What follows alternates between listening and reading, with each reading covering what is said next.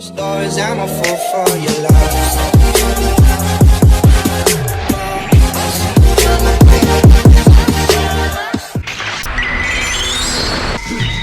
Garis Dreamers di sini. Nah, kali ini kita akan bahas ringkasan lengkap terkait One Piece untuk chapter 1078, sebuah chapter yang pastinya akan sangat luar biasa. Jadi pastikan kalian tonton video sampai habis ya, agar tidak informasi yang miss dan juga setengah-setengah, karena One Piece itu tidak masuk akal, tapi akal bisa masuk.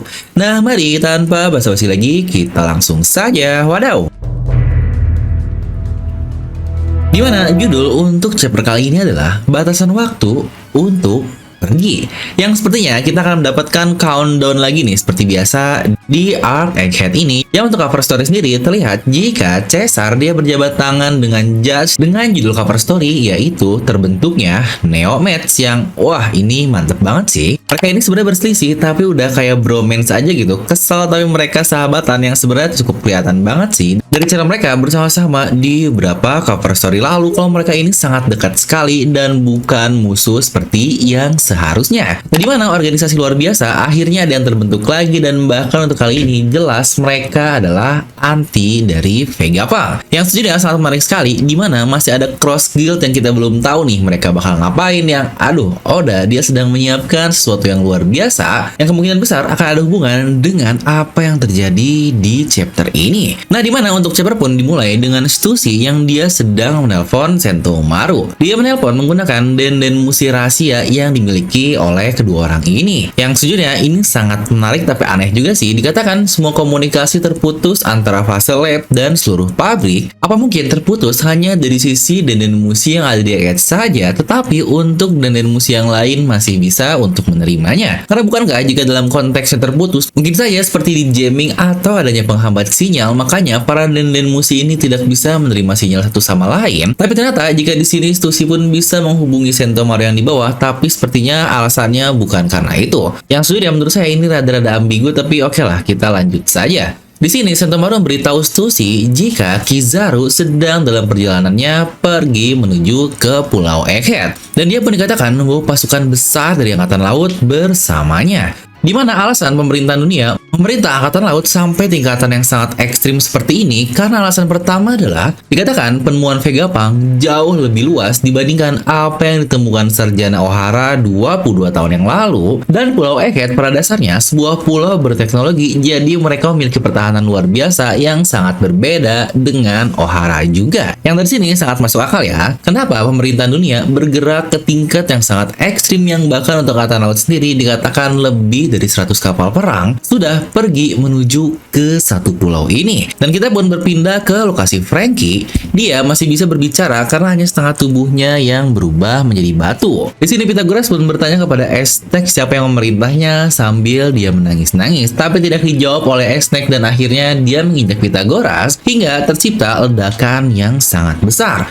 Dan kita berpindah lagi ke lokasi Nico Robin. Dia menyadari jika yang lain sedang sibuk melawan Seraphim, yang pastinya terjadi sesuatu kepada Stella atau Vegapunk yang asli. Dan Atlas pun dia berkata jika sebenarnya terdapat satu lab yang ditinggalkan dan dilarang untuk didatangi, yang Robin memintanya untuk membawa dia dengan Chopper, yang sejujurnya ini bisa menjadi sebuah plot yang sangat menarik sekali nih. Robin dan Chopper langsung menuju tempat pengkhianat dan tempat dari Stella.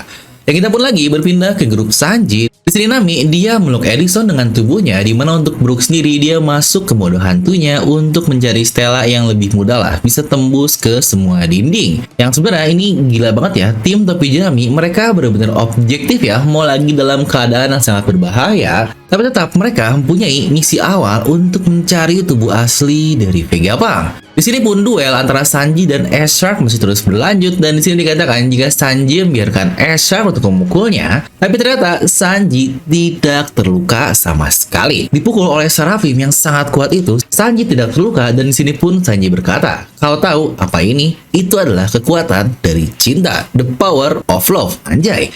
Oda ini emang bisa lah ya nyembunyiin hal-hal tentang Sanji dari dulu. Yang kita pun berpindah lagi ke lokasi Luffy. Di sini Seraphim tidak membiarkan apinya menghilang, jadi untuk mereka semua masih kesusahan dapat melukai para Seraphim. Tapi tiba-tiba S-Hawk atau Seraphim Mihawk dia menghilang, dan Lucci pun berkata jika dia pasti akan mengincar yang lemah terlebih dahulu, yang itu pun bertujuan untuk membuat mereka-mereka yang kuat seperti Luffy konsentrasinya terganggu. Karena ingat ya, untuk Seraphim ini dia pada dasarnya manusia, jadi diberikan kemampuan untuk membuat sebuah decision atau keputusan. Di mana Zoro dan Kaku akhirnya mengejar untuk S-Hawk ini, dan tersisa Luffy dan Lucci yang akan melawan S-Bear. Setelah itu narator dia mulai berkata kembali dengan panel di mana Bone yang masih menangis ketika melihat isi memori dari ayahnya yaitu Kuma. Di sini narator berkata, inilah semua hal yang sedang terjadi sehari sebelum insiden Egghead yang sangat terkenal itu. Ya bagaimanapun kejadian ini sudah dimulai sejak 3 bulan yang lalu.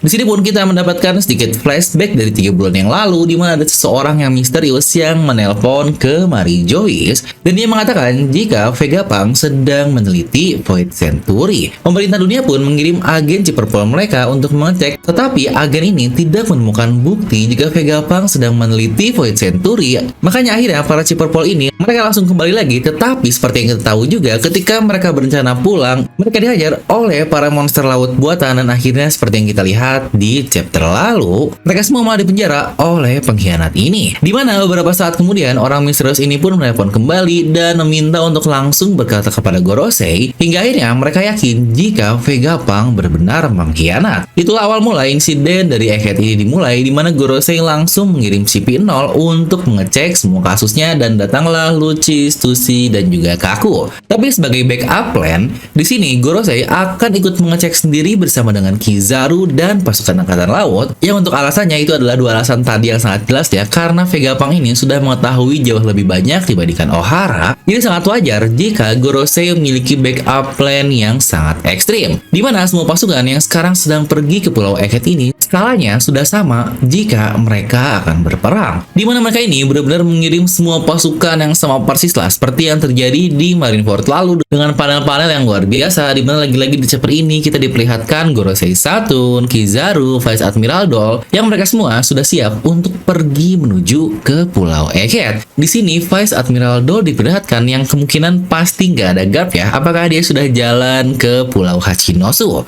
di mana narator menutupnya dengan berkata, kesimpulan atau hasil dari insiden Egghead ini di mana keesokan harinya akan mengguncang dunia ke hal yang tidak pernah terfikirkan oleh siapapun. Dan kita langsung masuk ke halaman terakhir dengan satu double page yang terlihat jika pengkhianatnya atau impostornya adalah York. Dia muncul di hadapan Stella secara langsung dengan sangat santai dengan ekspresi tersenyum yang biasa dia lakukan, tapi untuk ini lebih mengerikan lah. Di sini dia berkata, "Hey Stella, aku akan menjadi Tenryubito." Dan Stella pun menjawab, "Apa? Kau tidak lihat ketika kita ke Mary Joyce dan kau mau menjadi manusia menjijikan seperti mereka semua?" Dan York pun hanya ketawa, "Hahaha, itu adalah hal yang pasti akan Shaka katakan, tapi sekarang dia sudah mati. Semua Vegapunk pun hanyalah hambatan, dunia ini hanya membutuhkan satu Vegapunk saja." Dan chapter pun berakhir tepat saat itu. Yang sebenarnya banyak sekali sih yang ingin saya bahas terkait chapter ini, tapi seperti biasa, bahasan lengkap bakal kita bahas di video review dan analisis saja, karena kita butuh translatean yang lebih lengkap dan lebih proper agar kalian semua lebih mengerti juga. Jadi pastikan jangan lupa untuk subscribe ya, agar tidak ketinggalan video-video lain dan analisis mendalam terkait One Piece di channel Devil No Me ini. Nah, jadi itu adalah video kali ini. Kalian bisa tuliskan pendapat kalian di kolom komentar di bawah. Dan seperti biasa, semoga kalian terhibur dengan video ini. Like aja kalau kalian suka, dislike aja kalau suka. Jangan lupa untuk subscribe dan juga share ke teman kalian. Gue Devil No pamit, and I'll see you guys next time.